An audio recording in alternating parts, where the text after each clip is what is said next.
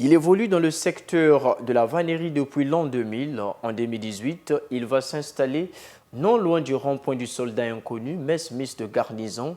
La crise économique montant crescendo, Maître Peggy et ses élèves ne travaillent plus que par commande des clients, majoritairement tenanciers des débits de boissons. La rareté des lianes sur le marché cause des soucis énormes à ce père de famille qui nourrit sa femme et ses deux fils par son travail. 23 ans jour pour jour que Maître Peggy est vannier.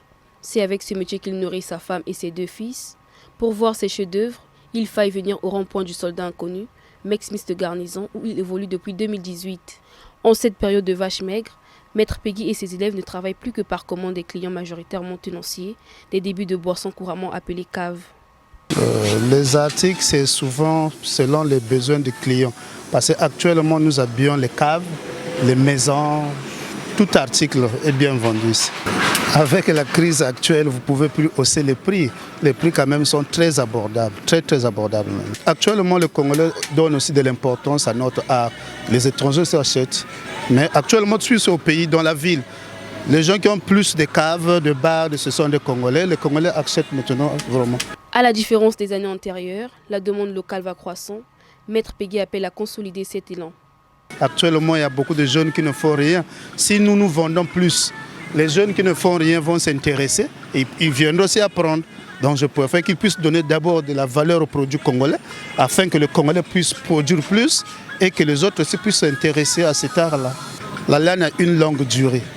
Mais sauf que c'est la manière que tu vas entretenir, il ne faut pas l'exposer à la pluie, dans les intempéries des choses, il faut bien le protéger. C'est comme un meuble que tu as acheté, tu ne peux pas laisser exposer ça comme ça. C'est à toi de bien entretenir ton meuble si tu aimes ça réellement.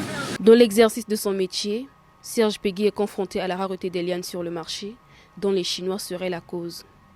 Actuellement, nous sommes confrontés à une grande difficulté parce qu'il y a les Chinois qui achètent le contenu de liane qu'on amène dans Pointe-Noire et on exporte ça chez eux là-bas.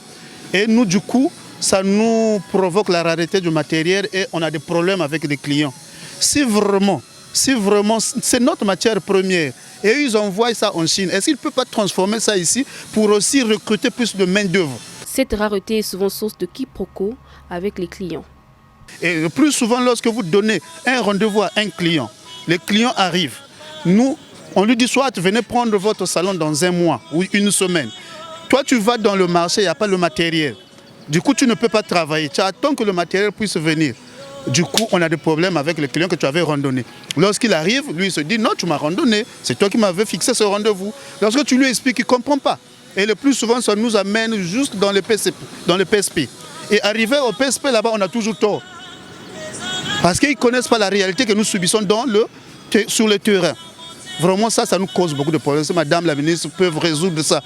La liane, c'est notre liane.